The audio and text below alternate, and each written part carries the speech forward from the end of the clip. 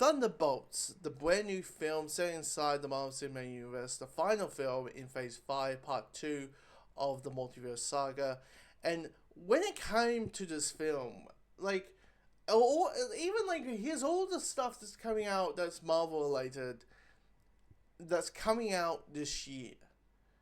I was like, Daredevil was on top of the list, Fantastic Four is on top of the list. Brave New World I'm curious about just because of the high seas drama and see how it would all be patched together. But along with like Ironheart, like Thunderbolts was in the middle, like not kind of low on my list of stuff that I was like really curious, really excited to see. And I don't know why. Maybe it would have to do with the marketing. Maybe it has to do with the team. Maybe it had to do with X, Y, and Z. Like, I don't know, but there was something that wasn't really gripping me. Like, I was going to watch it no matter what. I was going to talk about it no matter what. Around Sunday or Monday, depending on the time zone, there will be a full, like, 40 to an hour long conversation of breaking down, spoilerly talk about Thunderbolts. So, look forward to that. Now, when it comes to this movie, like, I just came out seeing it. I just came out seeing the movie. And the reviews are coming out, saying it's great, it's wonderful. The MCU is back on track, it seems. And I will say that. The MCU is back on track. Like, I'm not this person who goes, the MCU is back, no, it sucks. The MCU is bad, no, it sucks. The MCU is bad, no, it sucks. For me, outside of Brave New World, Marvel's on a hit. Deadpool will win, a win. Go Along, a win. Daredevil is a win, and now Thunderbolts is a win in my books. Now, I don't think it's amazing, but I thought the film was really well put together. Really, there's some really strong stuff I quite like, and the themes I want to explore with it, mainly deal with Elena. Like, Elena is our main character in this movie. If there's a EMP main character, and if someone say it's secretly a Black Widow 2, yeah, pretty much it's secretly a Black Widow 2. I mean, yeah, Taskmaster is in this movie, and also where Guy is also in this movie. So you can say yeah, it's Black Widow 2. And I don't mind with that. And Elena is a really well written character, and how and exploring her I'll say trauma, or her stuff that she regrets and wish that hasn't happened in her life, and how do you handle the dark stuff. How, like, in the beginning of the movie, this is only like the first like 5 minutes of the movie, but she's kind of like now bored doing the spy thing. She's kind of bored being an assassin, and she's kind of like, I kind of want to, she's talking about quitting, because she realized this isn't fun anymore.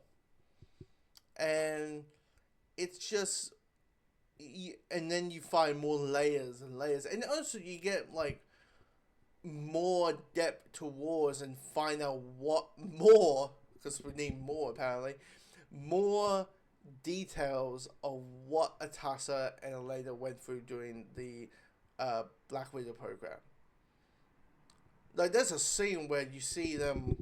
This is like, it's a mini spoiler here, but is you see, a line of girls, and clearly they're being timed to who can, it's a game of who can assemble a gun the quickest, and if you don't, you get a whip, and you get your hands whipped, and I'm like, ow, ow, ow, what the fuck.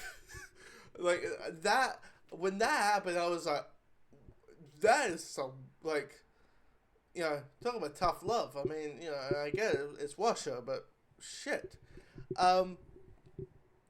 So you get the trauma that she's feeling, and having your villain being also a reflection of that. Not necessarily a villain, but the antagonist, the obstacle that the hero, that like main characters need to overcome, is a reflection of it, and a reflection of the dark, the light and the dark side of us as humans, is a really well put together idea of it. Now, a lot of people say, "What the hell is this even movie talk about?" You talk about the theme, because what is even this movie about?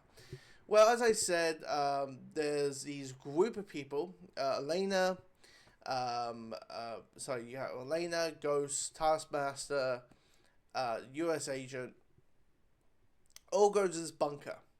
No, they don't know each other, but what they found out that they are all assigned and they all have a mission to kill each other. And when they find out that they all work for Elena, who showed up in fact Winter Soldier, showed up in Black Panther, so forth and so forth, and finding out and how she is a government person, and because she's in government scrutiny, she needs to take and realizing her goals and missions and all that kind of stuff is now getting swept away. She needs to get rid of any sort of evidence or people who are willing to, testify against her. But the moment our main characters find out, it is immediately them saying to each other, okay, we need to find out why, and also what's so special about this bunk. What is they hiding? And what they're hiding is this person named Bob. And then there's a mystery of who Bob is. There's a mystery of this and that. I mean, the thing is, the plot is quite thin. It is basically, this happens, and now we need to go to this. This goes here. This happens for a good 30 minutes. Now the movie is going towards a direction of heading to X, going to Y before we end with the movie with X, and that's what basically the movie is. So basically you're there for this movie for a good 2 hours and 6 minutes of these characters. It is the classic thing about Marvel. Marvel's all about the characters, right? So even in the weakest movies they have, or the weakest shows that they have produced, it's all about the characters. You like the characters. You stay along with the characters. And that's what you are there for this 2-hour journey. Yes, you're dealing with really well, good together drama, but you're there for the character reactions. And it's good character reactions. Like, there's good amounts of jokes, the good piss taking that each character has, because they don't like each other. Ghost doesn't like U.S. Agent doesn't like Elena. Elena doesn't like Red Guardian and Taskmaster because of all the events of what happened in Black Widow. It all comes down to it really does.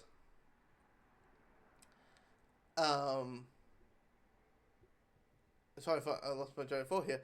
It is about the characters and how they banter it, and you just enjoyed it. You just enjoy the banter, and it adds the fun to it. My audience was cracking along here and there, and you could feel like, okay, this is when they're together, and the moment they starting to set the differences aside, but still the bantering's happening, that's when the movie really sings, and that's when the movie kind of finds its footing.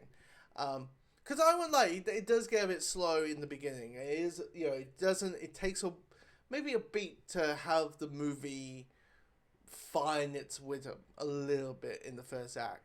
But when we hit the second and third, it rolls. It rolls really well, put really well together. Now, do I talk about Sentry? It's kind of known that Sentry's in this movie, right?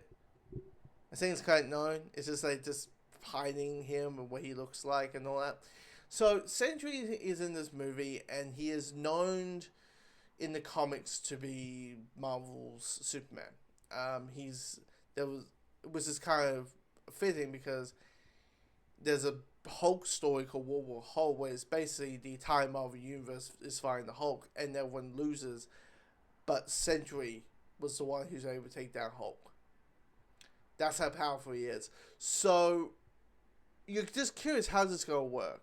And then you realize, you look at the team, you're like, if this is going to be a a Thunderbolts fighting Sentry movie. Like, um, I don't want to be that guy, but I think all these guys are dead by a flick. Unless, because none of these are Batman. Okay? Unless you're Batman, you can't. And that's on the other side. That's DC. You are unable to fight a Superman type character, and be a regular person. I Anyway, so but Sentry is there. I try to hit to. It's there for the theme, and how they fight him and how they defeat him is a very neat way. It's kind of like feels like the ending of the end of the first Doctor Strange. Mamoru, a counterpart. It's like that type of ending, and that kind of third act versus the big giant epic the big epic fight, because they kind of showcase this can't be a thing. You ain't gonna have superheroes just fighting each other. It's fighting the supervillain. It ain't gonna be that type of movie, knowing how powerful Sentry is. And he works well in the theme of the movie. He works well in the nature of the film, and that. So yeah, I like the film. I was surprised with the film, knowing I wasn't really looking. I won't say I was looking forward to it, but it wasn't it was kind of maybe number 5. It was maybe number 5 out of the 7 projects that Marvel's gonna release this year. So, along with so it. I was pleasantly surprised. Now I will say this: there are 2 post-credit scenes, and the last one. First thing first, don't pay attention when it says music in the credits, because that's going to hear a spoiler of what's going to appear. But both post-credit scenes are comedy gold. Red Guy in this movie is just. And I would say, when it comes to the comedy, because a lot of people have complaints with Marvel, right? That sometimes they're a little bit too heavy with the comedy, right? The comedy in this movie works because it feels realistic. And when Red Guy instills starts being the comic relief, you can see Elena being the embarrassed daughter, being like, "Oh no, Dad, could you please shut up?" So you got that sort of humor there. So it feels realistic humor, and both of them are doing Red Guy in the post credit scenes, and it's just so fucking hilarious. Yeah. We have enough space. Anyway. It's no, you dipshit. That's not what space. That's not the type of space that they're talking about. Anyway. But yeah, I would say easily, once again, Deadpool will win is a win. Agatha All Along is a win. Daredevil Born Again is a win. And now Thunderbolt is a win. Marvel's back. And I'm not one of those people who say, "Oh, the MCU's back." And no, it sucks. And it's back. No, it sucks. No, it's back. No, it sucks. And it's back when it sucks. And it's literally, the MCU's back. And this movie is basically Eternals, because it's kind of the art house film, but it's like Eternals with still that MCU flair. And if you were looking for something like Eternals that maybe was a little bit like the art house film, but missing and was different, but still had that MCU DNA, and you were missing that, Thunderbolts is that film as well. So yeah, anyway, if you've seen Thunderbolts, comment below, let me know your thoughts.